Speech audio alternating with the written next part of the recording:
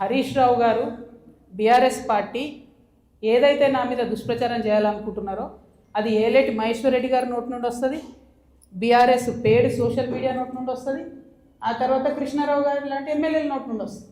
అంటే వీళ్ళందరూ ఒక స్ట్రాటజికల్గా ఏంటంటే ఆడపిల్ల బయట తిరుగుతుంది, ఈమెకు అన్ని విషయాలు అర్థమవుతున్నాయి, ప్రజలు వచ్చి చెప్పుకుంటున్నారు, బాధితులు వచ్చి చెప్పుకుంటున్నారు, ఈమె ఇంకా చెప్తే భయం అవుతుంది, మాకు ఇబ్బంది అవుతుంది అని చెప్తున్నారు. నేను మీలాగా పారిపోయే పిరికిపందని కాదు. మీరు ఏదైతే నా భర్త ఫోటో చూపించి మాట్లాడుతున్నారో ఆ ల్యాండ్కి సంబంధించి ప్రతి ఒక్క విషయాన్ని ఇవాళ నేను తీసుకొని వచ్చిన. ఇవాళ నేను ఎట్లా ట్రాన్స్పరెంట్గా క్లారిటీ ఇస్తున్నానో నేను చేసే ఆరోపణల మీద మీరు కూడా అట్లనే క్లారిటీ ఇవ్వాలని చెప్పి నేను డిమాండ్ చేస్తూ ఉన్నాను.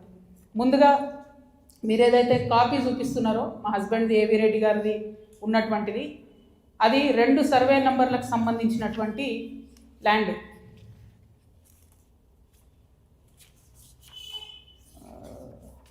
బ్రీఫ్ ఏడవైంద్రబాబు ఇది అదేంటంటే 2010/2 2010/3 అనేటటువంటి భూమి.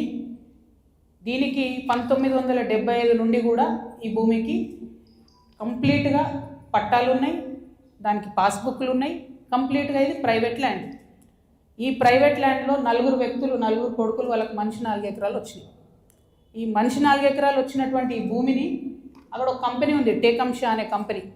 ఆ టేకంషా అనే కంపెనీకి 37 ఎకరాలు ప్రభుత్వము అమ్మింది ల్యాండ్ ఒకప్పుడు. వాడేం చేసిండు, ఆ అమ్మిన ల్యాండ్తో పాటు ఈ ప్రైవేట్ వాళ్ళ భూమి కూడా లోపలేసుకొని కాంపౌండ్ వాళ్ళు పెట్టుకున్నాడు. ఈ ప్రైవేట్ వాళ్ళంతా కాంపౌండ్ వాళ్ళకి పోయింది కాబట్టి వాళ్ళంతా ఈ రియల్ ఎస్టేట్ వ్యాపారంలో ఉన్నటువంటి మా హస్బెండ్ ఇంకా కొంతమంది దగ్గరకు వచ్చారు.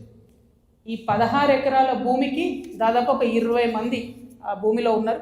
అందులో మా భర్త కంపెనీ కూడా ఒకటి.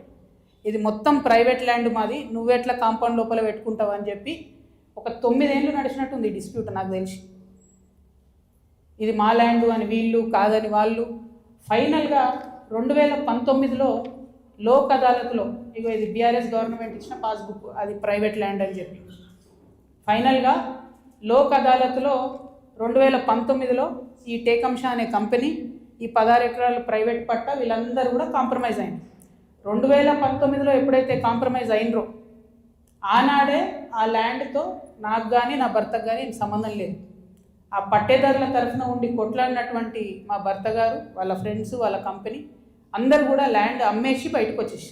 ఎప్పుడు 2019లో మా హస్బెండ్ బయటకు వచ్చేసిన తర్వాత 2022లో ఫస్ట్ పర్మిషన్ బీఆర్ఎస్ గవర్నమెంట్లో ఫస్ట్ పర్మిషన్ ఇచ్చింది కన్స్ట్రక్షన్కి, 12 ఎకరాల ల్యాండ్కి కన్స్ట్రక్షన్.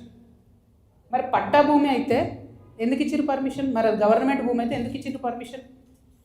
19లోనే మా హస్బెండ్ ఎగ్జిట్ అయిపోయింది అక్కడితో. 22లో పర్మిషన్ వచ్చింది ఆ ల్యాండ్కి. మరి ప్రభుత్వ భూమి అయితే ఎట్లా ఇచ్చారు పర్మిషన్?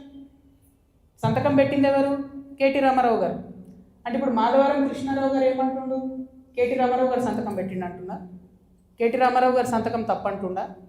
ప్రభుత్వ భూమిని కేటీఆర్ గారు సంతకం పెట్టి ఇచ్చిండు అంటురా? ఏమంటుండ్రు? ఆ విషయం ప్రజలకు చెప్పాలి ఫస్ట్. ఇప్పుడు నేను ఆరోపణ చేస్తాను ఏంది, ఎలక్షన్కి పోయే ముందు అక్టోబర్ 7, 2023 అందరం ఎలక్షన్ దాంట్లో ఉన్నాం. ఎలక్షన్ జోన్లో ఏదైతే ల్యాండ్తో 2019లో మా భర్తకు సంబంధం లేకుండా పోయిందో 2023 అక్టోబర్లో బీఆర్ఎస్ ప్రభుత్వం కేటీఆర్ గారి మినిస్ట్రీ నుంచి 5 ఎకరాలకు చేంజ్ ఆఫ్ ల్యాండ్ యూజ్ ఇచ్చింది. అంటే ఇండస్ట్రియల్ భూమిని రెసిడెన్షియల్ భూమి కింద మార్చుకోవచ్చు అని చెప్పింది. మరి ఇది ఎట్లా వచ్చింది? ఏంది ఇది? ఎందుకు ఇచ్చారు ఎలక్షన్ కన్నా 2 రోజుల ముందు? ఏం లావాదేవీలు జరిగినాయి? దీంట్లో కృష్ణారావు గారి పాత్ర ఏంది? ఈ వ్యాపారం చేసే వ్యక్తి మీ సుట్టమట కదా, ఆయన పేరు నేను ఎందుకు చెప్తా బయట, కానీ మీ సుట్టమట కదా. మరి మీరు చేయించుకురా దగ్గరుండి? ఏంది ఇది? దీనికి నాకు సమాధానం చెప్పాలి. కేటీఆర్ గారు చెప్తారా, బీఆర్ఎస్ పార్టీ చెప్తుందా, కృష్ణారావు గారు చెప్తారా?